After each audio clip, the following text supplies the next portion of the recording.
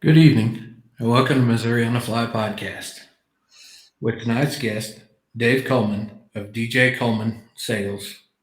Before we get started, I want to thank our sponsors Cardiac Mountain Outfitters, Woolly Bugger Fly Company, LOZ Lures, Dooley's Fly Fishing, Lazy River Road Outfitters, Grumpy Platypus Hackle, and I want to remind everyone September 10th is Free Veterans Fishing Day at Montauk State Park, and I would really like all the vets out there to get out there. We are going to make it a very special event.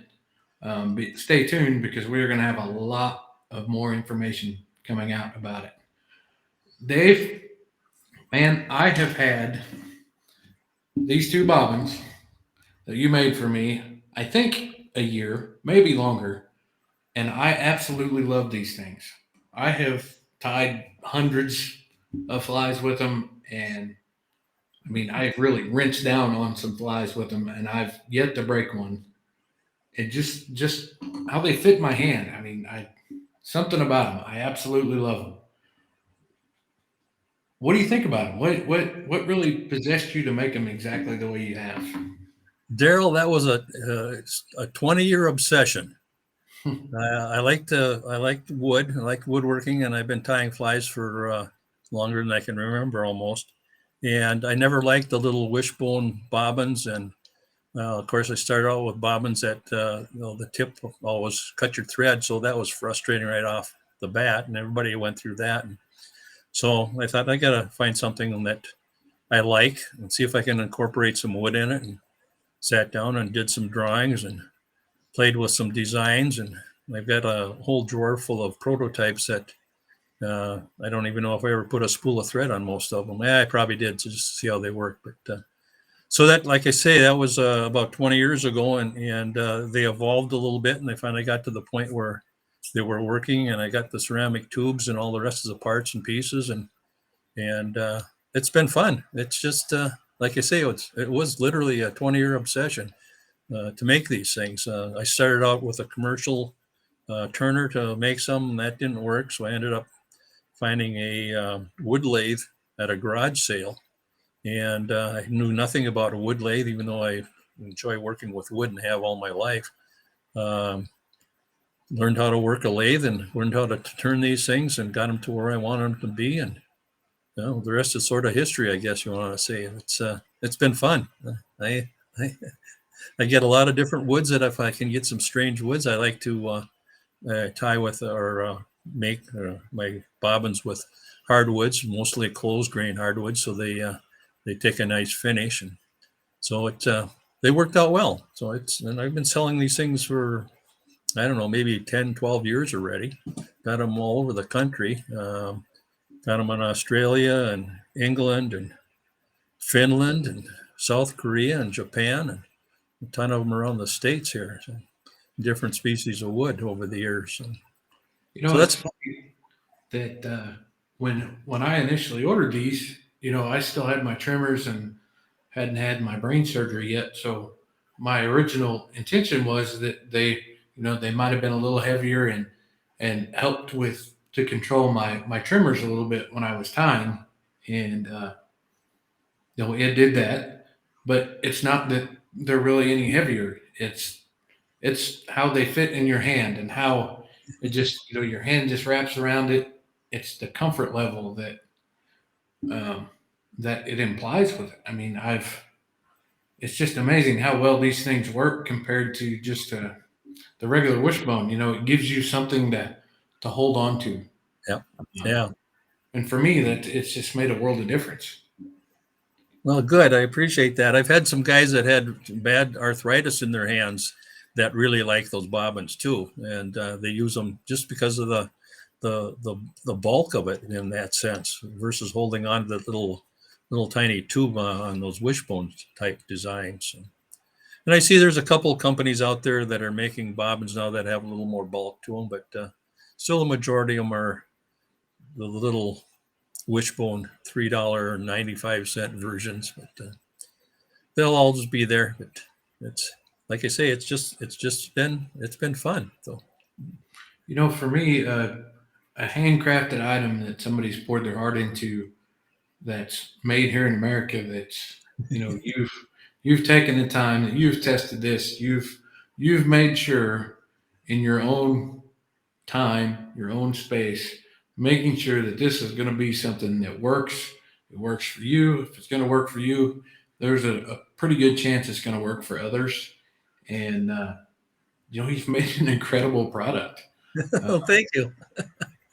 I actually gave a couple of these to some professional tires way back in the day, and that was I thought, well, we'll see how they like them. And the guys that have used them, they admit they're a little heavy, uh, but they like the ergonomics of how it fit in your hand and the ceramic tube, of course. And they just said they were cool, and a couple of them thought that was pretty innovative to come up with something sort of the new way of spinning the wheel, so to speak. So, this sounds silly, but fly fishermen are typically guys that they like nice things. They like something that feels good in your hand, that looks good, um, aesthetically.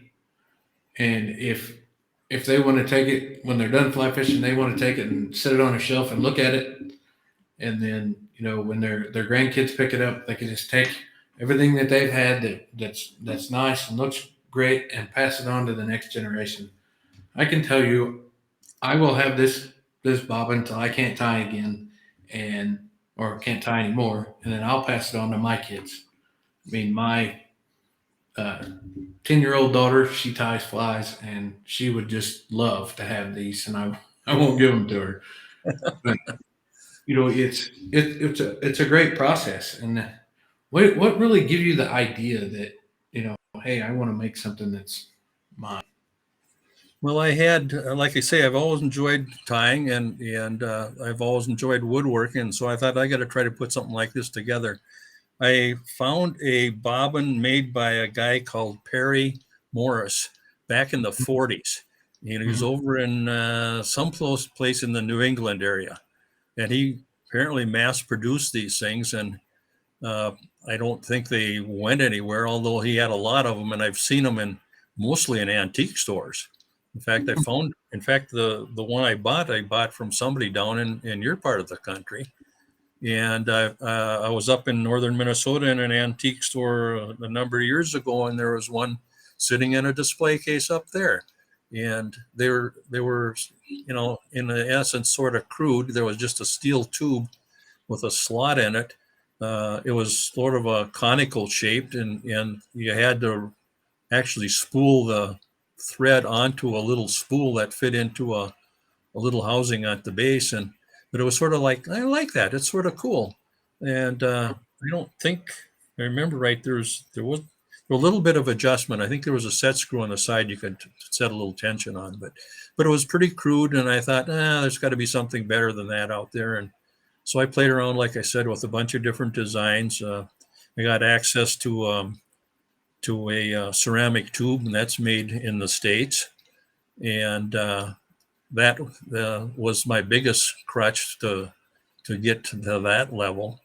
And then the brass button I have made by a local guy here, and the other one is actually the spring tension does come from Pakistan, from same people that are making the $3 wishbone places, and they made Hmm. it to my specifications and way I wanted it. And we got the jigs that I pre-drill the holes for the parts and pieces, and it just well, I guess after the years, like I said, I got a whole drawer of prototypes. I didn't make it, and so that was it. And then I got with the obsession with all this stuff. I thought, well, I need some bodkins, and I need some whip finish tools, and then I need I need this, and I can do that, and I can do that. Yeah, there you go. There's a cherry one.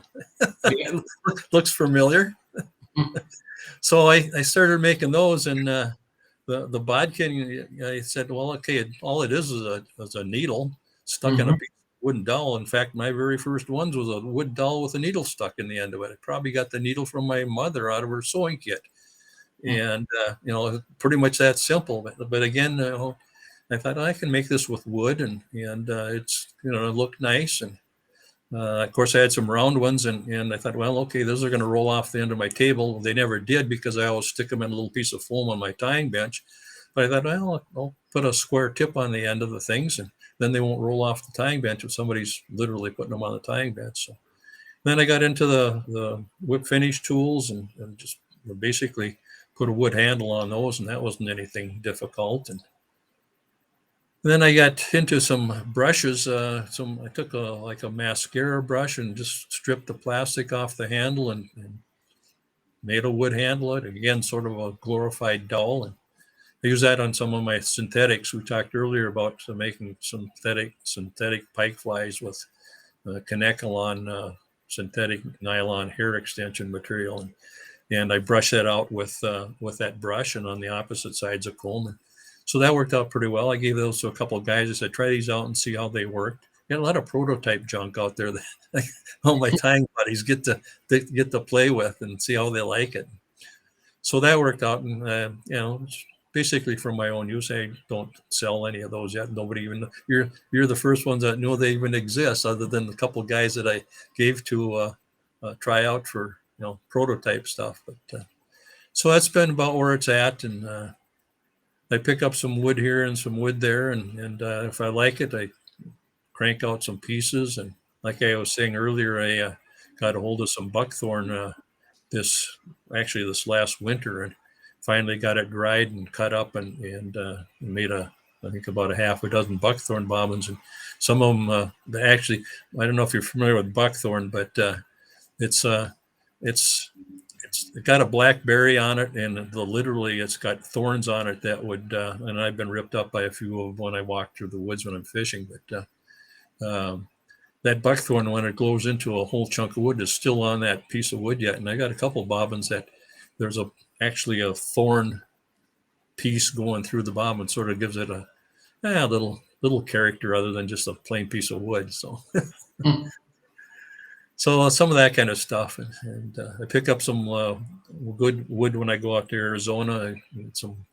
I picked up some mesquite years ago. That's sort of been fun to play with, and some pecan from the orchards out there that they cut up the trees that die off and end up being firewood. And I pick up a couple chunks from the local firewood guys, and they don't understand what I'm doing with it, and I don't try to explain it because it won't make any sense to them. But so I get some exotics, so to speak, once in a while too. So it's been fun playing with different pieces, different species of woods over the years. So. I've had my hands on a lot of different bobbins, and another struggle for me is I've got big fat hands, and this gives you the ability that it takes your big fat hand out of the element, and it gives your big fat hand something to hold on to instead of that small wishbone. It's great. I wish I had a pair of scissors that was made ergonomically like that. Sometimes you pick up a pair of scissors, and guys that's got big fingers, it's tough to do that with. But you've come up with a pretty unique tool that works very well.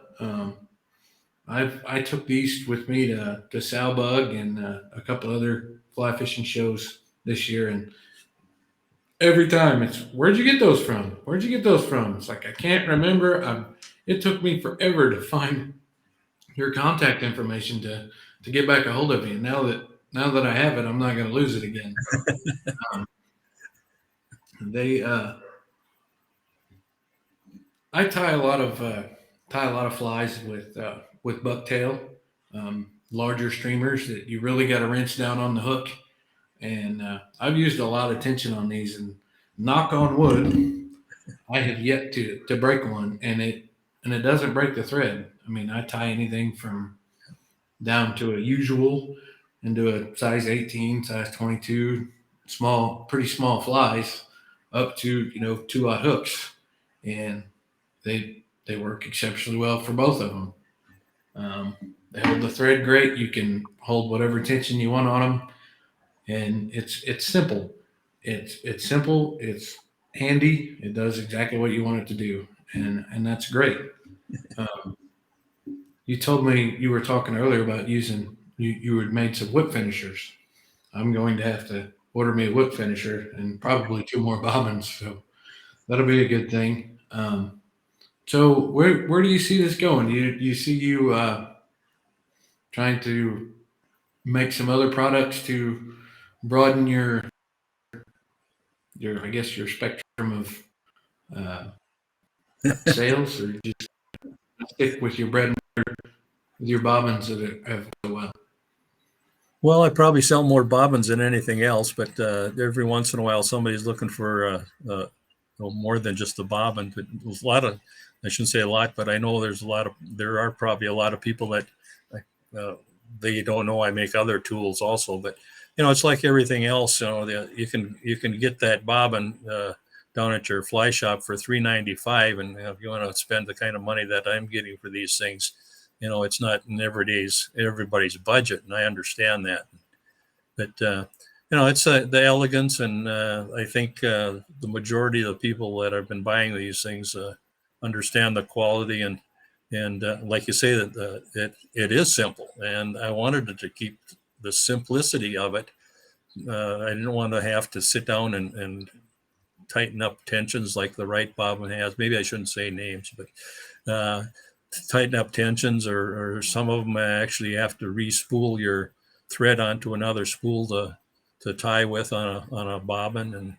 And these things there's no moving parts to them, so you don't have to deal with that. Luckily, so far, there hasn't been a big change in designs and spools of thread. I've had a muskie guide up here in central Minnesota that makes his own muskie baits, and he bought a bobbin from me a number of years ago, and I made a special one for him with a stainless steel tube in it, and the tube was, I think about maybe an inch and a half long. Uh, these are basically about an inch long, and he's literally using sewing thread, and I had to redesign the spool or not the spool, but the whole design to hold that big spool of thread for him.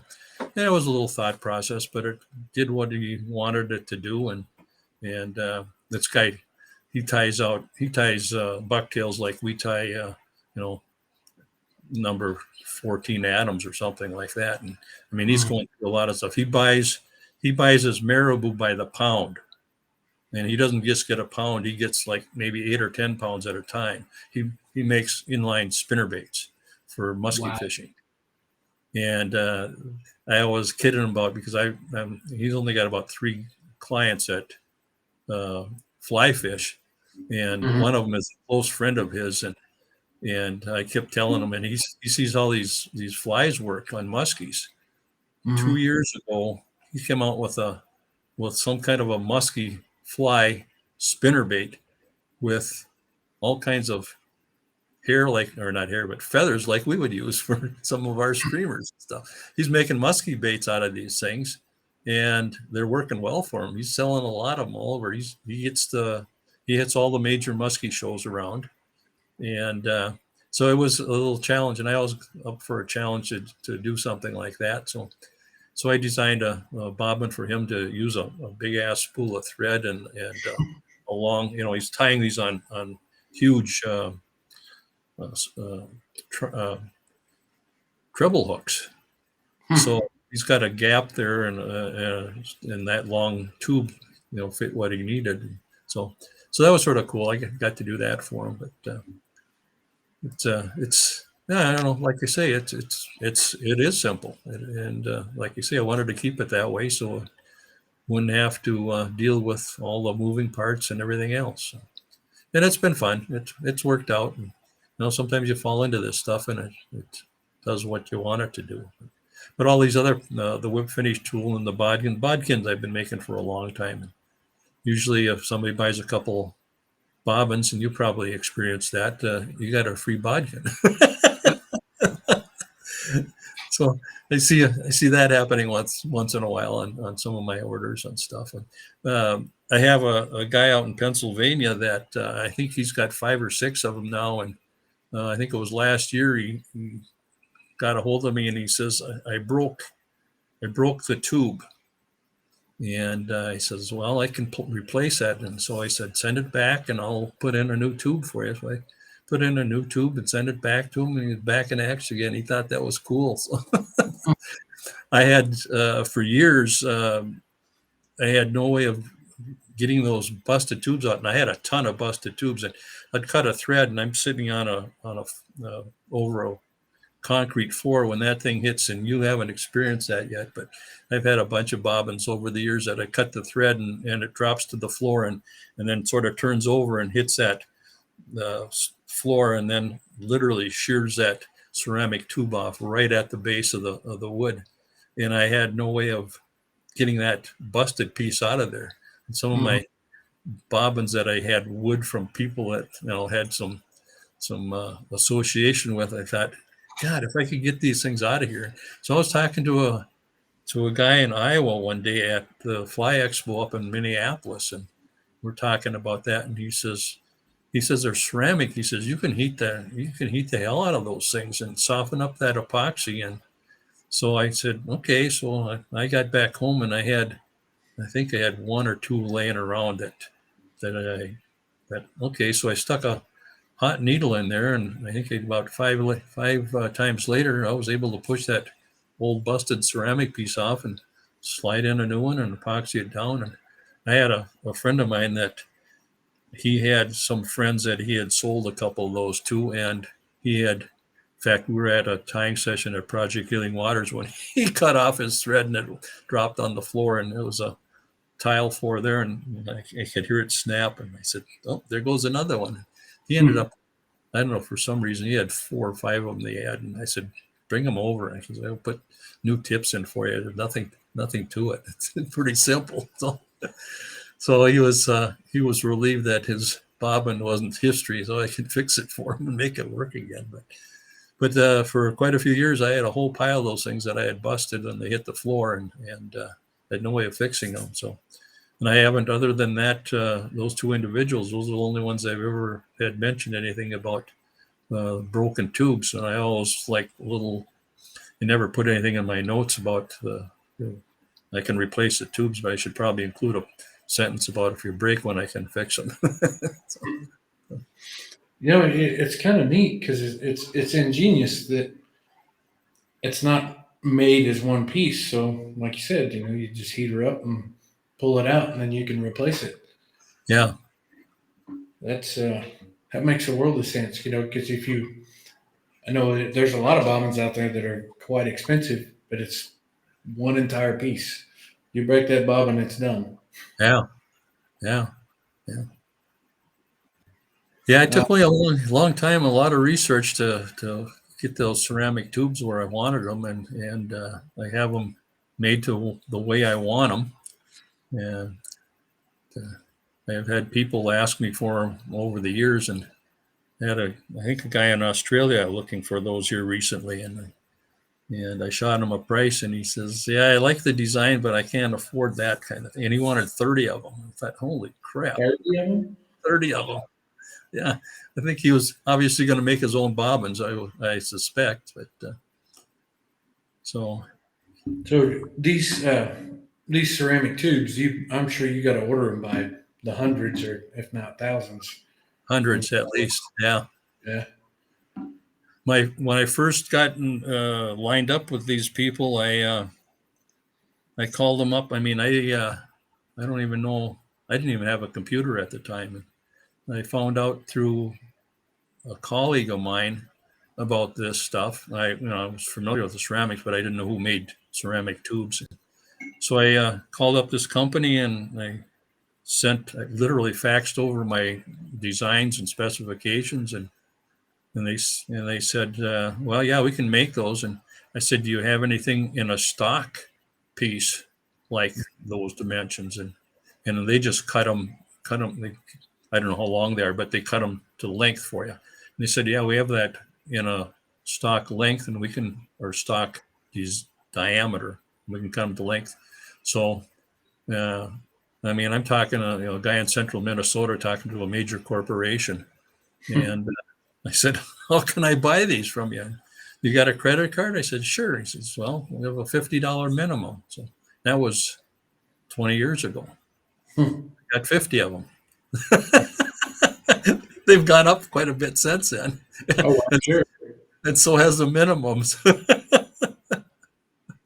So yeah, and this guy that was asking for those, apparently he inquired about some places around the country, and he made reference to somebody over in I don't know if it was India or Pakistan, but somewhere over there they're making these things too. These things are made in this country, and I know the Tiemco. I know I actually talked to those people that make the ceramic for Tiemcos, and Mm-hmm. uh, uh, they weren't even ceramics; they were zirconia. So that was way out of my price range. So it was sort of a fun process dealing with that too. So it was you talk to a lot of different people and get ideas. Some of my designs when I was putting this together, I knew I had to turn them out on a lathe, but one of the steps you got to do something on a flat surface and you got to drill a hole in this thing. And I used to carry one of these damn things around my pocket everywhere I went. If I was at somebody that knew something about wood, I'd say, "Here's what I'm trying to do. What, how do I do this?" And I get a little tidbit from this guy and a little tidbit from that guy and start putting these things together and say, okay, this is what I need to do here. This is what I need to do there. And this will work. That won't work. And let's do this. And so it's, it takes me about just a little over 2 hours from start to finish to make one of these things. So, Mm-hmm. so there's a lot of steps involved. And like I say, I've been doing it for a while. So I got the procedure down. Some of my jigs are getting pretty old, but they still work. Yeah. So yeah, to sort of answer your question, I don't know where it's going. It's just been a hobby for me more than anything. It's Mm-hmm. like a lot of stuff. Some of this takes off, but not I'm not making any major investments for my product here. So, but it's been a hobby. It's neat that I've talked to a lot of people that hand make like my bench and the benches that I have some other things that most of everything that I use is handmade by someone Okay. in the U.S. and that's kind of like it's the way I like it. I don't want something that's mass produced. I like something that the guy sit down in his shop, took the time to make it and to know it's right. And you know that it gives you the warm and fuzzy. It's something that craftsmen for hundreds of years, all over the world. That's how things have been made. Not in some warehouse where there's 500 people making the same thing over and over and over again. That they're just there collecting a paycheck, not taking their time to make something that is quality. And that's that's my makes me happy. Good, good. I wish there were more people like that. Yeah, I truly think there's a lot of folks out there that are that way. But right now, the way the economy is, you know, unless you really like something, you have to go with what you can afford. Yeah, exactly. And I mean, that's not even with the economy. It's in everyday life too. It's like I say, you can do the same thing with a 395 one versus the expensive ones that are out there too. So Hmm. still a wheel still goes around, does the same thing. Ford, General Motors, they got the Cadillacs and the Mercedes, and they still do the same thing. Oh yeah, So, and you're from Minnesota, so you get to fish for different types of fish than we would get to fish to in Missouri. You get muskie and pike, and I'm sure there's other fish up there that we don't have. You really enjoy getting out after those toothy critters. yeah, I got some places that I like to fish, and and most of my fishing is on the Mississippi up here, and there's some tremendous muskie fishing up here in that stretch of water that I fish. And in fact, there's times where when I go out and I'm probably going to make a day of it, I have to sit down and think, am I going to fish for smallmouth today, or am I going to go fish some muskies today? And I don't even consider a northern in there at all, but because you're gonna catch those anyway when you're fishing for muskies. But so I have to say, well, am I going to fish two different fishes today? And so I pretty much concluded I got to do one or the other, and it just messes my day up too much when I have to fish muskies for a while and then fish smallmouth bass or vice versa. So unless I do have a couple spots in it, especially in late October and November, I'm throwing muskie baits and catching some huge smallmouth bass on those muskie baits. And Well, of they're course, both predatory fish, so pardon. they're both predatory fish. Yeah, and in the fall of the year, those bass are starting to put on the feed bag anyway, so they're going after some pretty good sized baits. So, and I know a couple guys that are muskie fishermen that are fly fishermen, and yeah, they catch some big smallmouth bass in October, and it's yeah, like my wife says, some guys are lucky. So those muskie, how big do they get up there? Is it? Or were you talking like two There was foot?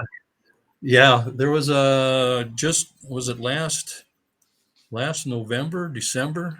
No, it wouldn't have been December. The season closed in November. Last November up on Mille Lacs Lake, and these guys weren't fly fishing.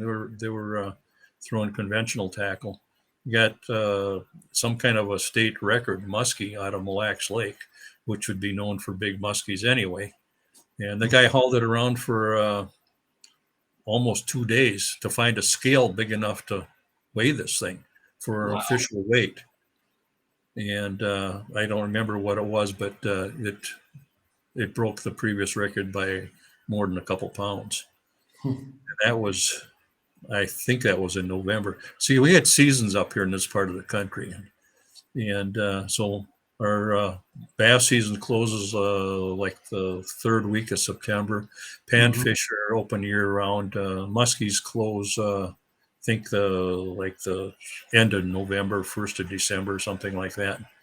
Northerns again in that same time frame. So we have seasons. The concept was you got to leave the fish rest. Now, of course, when we get 3 feet of ice up here, there's like 4 million people out there, chasing everything out there. And of course, in the wintertime, you can fish your northerns and walleyes and panfish through the ice. And in some of these places, you can use 2 lines now. And some of this winter fishing, I think, is really, and then with all the electronics that are out there now, it's people are wondering why we're having trouble catching big fish. Well, they're catching them all, and they're keeping them. Yeah.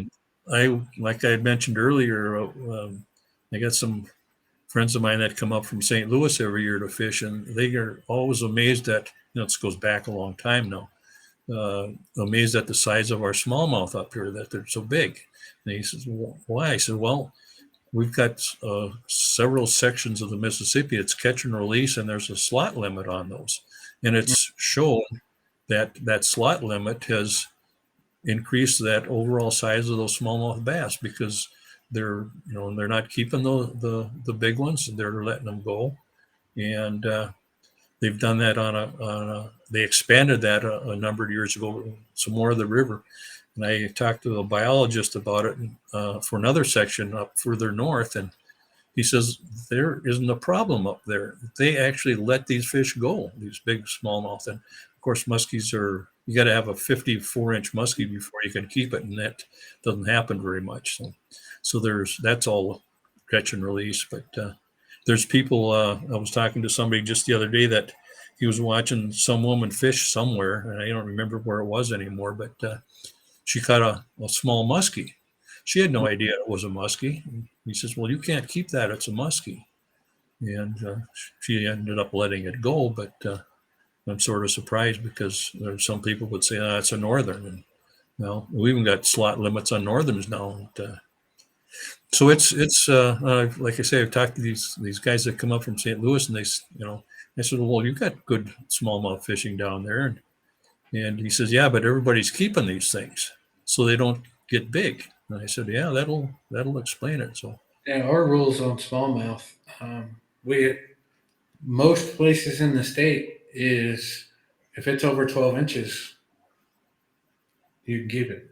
yeah, yeah, After usually Memorial Day weekend, it opens up for bass season, and pretty much anything over 12 inches, they're keeping it.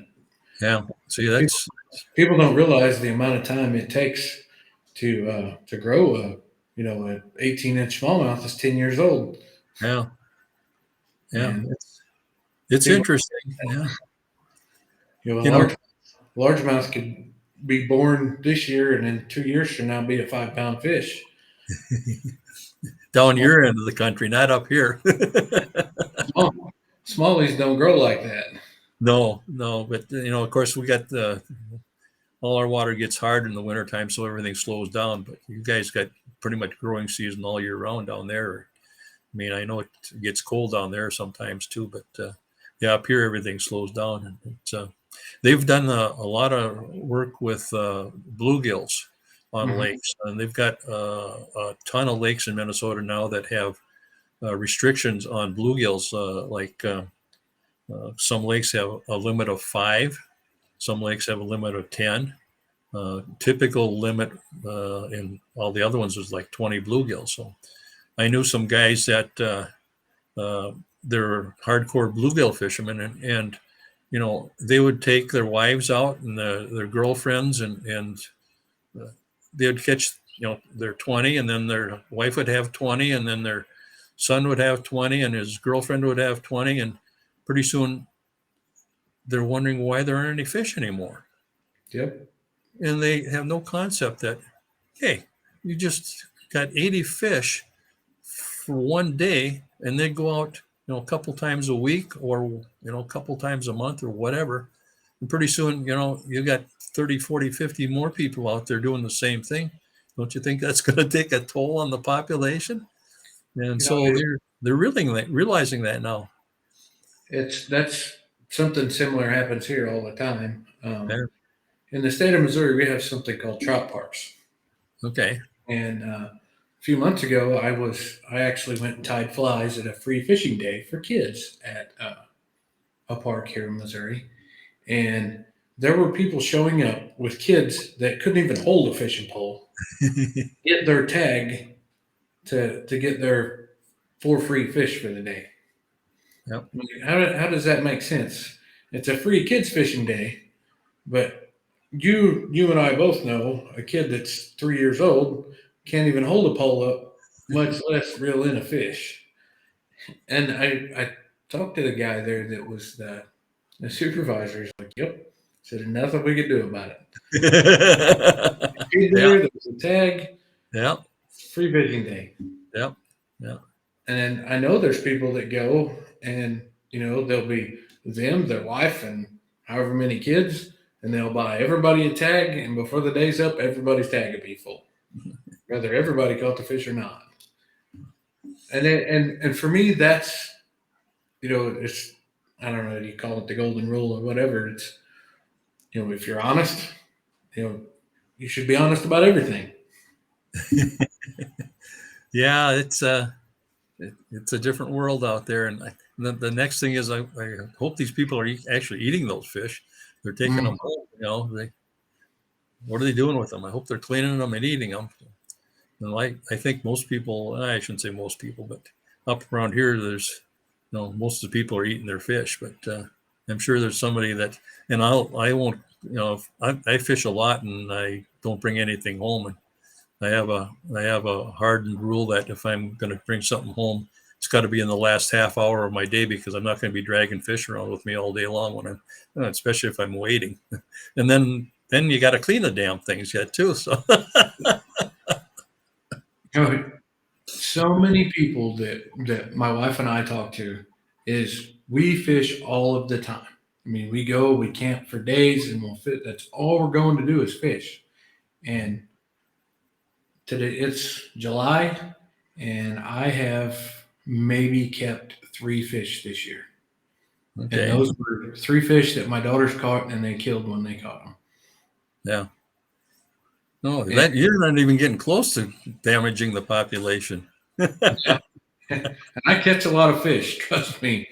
Yeah. And we just don't keep them. I mean, if we were hungry, yes, or if we needed them to eat, yes, we would keep what we needed to fish and stay within the legal limits. But I mean, there are people that go out there and they put a hurting on the fish population. Well, yeah. Yeah.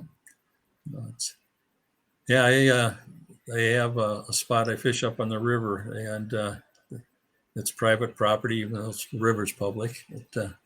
I was fishing muskies, and I caught a nice northern, and so I called up the property owner. I said, I got a really nice northern here. I said, I'll put it up on the bank for you if you want to come and get it. He said, no. He says, if it was a walleye, I would come and get it, but I'm not going to worry about a northern. He says, and besides that, I don't have time to clean it today anyway. I says, okay, it's going back in the river. So Hey, I've never really dealt with those. Do they have like a thick skin like a gar would, or do they have scale no, like a no, bass? their skin is very comparable to a bass. There isn't any thicker skin on it.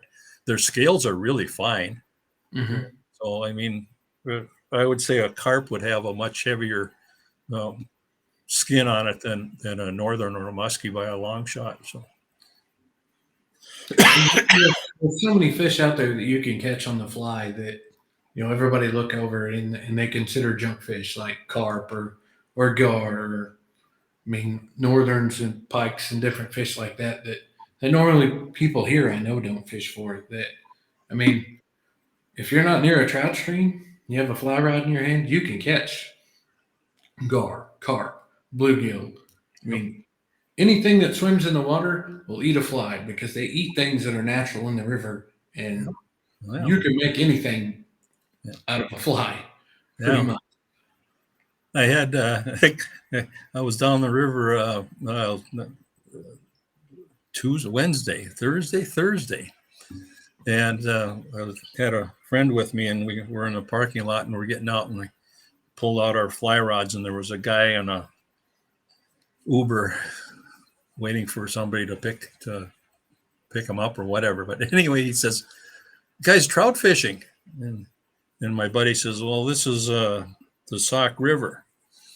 And I said, "Yeah, we're fishing trout." And I said, "There's some 10-pounders in here," and I mean, not even close. I said, as we're walking, down, I said to my buddy, I just couldn't break his bubble. I just didn't want to. So he's going to go back and tell his buddies that there's two guys going down the river fishing trout. I said, I haven't had anybody tell me that in a long time. I said, it was pretty common for hey, buddy, there's no trout here and they're fishing in the Mississippi. I said, well, I've I've seen people pull some trout out of the Mississippi and some of the tributaries that dump into the Mississippi. The Hmm. water's cold enough, and a guy walleye fishing just south of St. Cloud here, and he was fishing right at the mouth of a trout stream, and he pulled in a nice brown trout, fishing walleyes. But that guy, Hmm. and it was late in the fall, so the water was cool. But I suppose he would have kept it, and he didn't have a license, I'm sure. So, but yeah, it's sort of funny that they equate that fly rod to trout fishing. So it's It's funny. Fly fishing in general goes back way back to Mesopotamia, yeah, and it goes back for centuries. yep, Forever. And they weren't always fishing for trout; they were fishing for everything. Um, all the other types of fishing it just came since then. Um, but fly fishing has always had the been something that was more of a higher class, is how it was more explained. You've seen rich businessmen and pastors and things like that they were the guys that fly fish, not everyday Joes. And in the past, I don't know, 15 or 20, maybe 25 years, it has changed dramatically. And since I mean, even when the movie A River Runs Through It came out, Yeah, the yeah, I mean, fly rod sales like quadrupled the next year, and it has just grown from then. I mean, women started fly fishing, and now kids are fly fishing more. And not that women didn't always fly fish, but now it's more prevalent. Um, we have learned that we can use fly fishing for healing from PTSD and depression and all these other things out there, and we are now able to use that platform to help so many people, and it's not the rich guy sport anymore. There's affordable stuff out there for everybody to do it, and it's great, and it's not only go to the store and buy your stuff and use it. I mean, you can get as far as making your own flies out of whatever you want to make them out of. Take them to the river, catch whatever you want out of those flies, and then you're taking it home. It comes full circle. It can be everything other than the line is pretty much, something that is hand built. There's flies that are made out of cane or cane, and or rods made out of wood. And then the flies are made out of feathers, and the threads made out of cotton or whatever. It's all natural, for lack of better words. And I'm sure that there's line out there that's natural, but it's it's something that is almost completely environmental friendly. Um, you know, Minus a few small elements of it, and we can we can go out and enjoy what God's created and get all the healing you need from your rough week at work or rough day arguing with your wife. You can get out there on the river and have a good time. What I really like to push is education. Um, like you were talking about the lady that had caught the northern and didn't know what it was exactly. Before you go out there and fish, you need to educate yourself to be able to tell the difference between this fish or that fish, or I'm supposed to fish here or not supposed to fish there, or barb or barbless, whatever. Our environment really relies on you to be educated in, hey, don't drink a plastic bottle and then throw it in the river when you're done. Um, it's all about that, all about education, all about freedom, because that's what it is. It's the freedom of what we have. yeah, very much so. It's you talk about uh, the Project Healing Waters we had mentioned earlier before we started, and I've been working with the group up here in St. Cloud's. I think we're going on 14 years now. We had 2 years off during the COVID situation, but we were the 11th group in the country to have a Project Living Waters chapter up here in St. Cloud, and it's been fun. It's you talk about education. Um, these guys are in here from anywhere from 3 or 4 weeks to a couple months, and it's fun to see some of these guys that show up every week and they look forward to sitting down and tying for a couple hours and watching these guys progress and tying. And there's a couple times when these guys would cycle out and they'd say, "Well, I won't be here next week. I'm heading back home." And these they thank you for taking your time to come in there and show them how to do this, and they're so appreciative. It's just hell, I was in tears one time. The guy was so overjoyed to have somebody do this for him. And I know a bunch of these guys have decided to take up fly fish or fly tying, and of course most of them never ever knew what fly fishing was, other than they probably saw the movie, River Runs Through It, and that probably didn't do anything for them because they didn't have anybody to show them how to fly fish or anything. But the I think in the next couple of weeks we have a river that runs through the VA property here in St. Cloud, and we've been taking the guys out on the river, and it's a smallmouth river, and Mm. they can fish literally, right in the backyard. In fact, a bunch of these guys, when they find out there's fish in the river, they bring out their own fishing equipment and fish during their time off. But they really get a kick out of being able to put a fly rod in their hand and catch a fish on a fly rod. I'm spoiled because I've caught some huge fish over the years and have had a good run fishing. But those guys are just elated to catch a 6-inch, 8-inch smallmouth, and I have to think about that for a few seconds. Like, okay, this is big for them. The 6-inch one isn't doing anything for me, but for them, this is a big thing, and it's been a fun program, and we've had a good rapport with the VA hospital here in St. Cloud. I actually ran into the administrator a few years back and introduced myself, and he was familiar with our program. I mean, the head kahuna at the VA hospital in St. Cloud, he knew what our program was about, and he was aware of it and what it was doing. And I've talked to other people, some nurses that I've run into over the years that are out there. I've talked with them, and they've even been familiar with the program. So when we started this, I knew some people at the VA, and I said, we can do this, but we don't know what they want from us, and we don't know what we can do for them.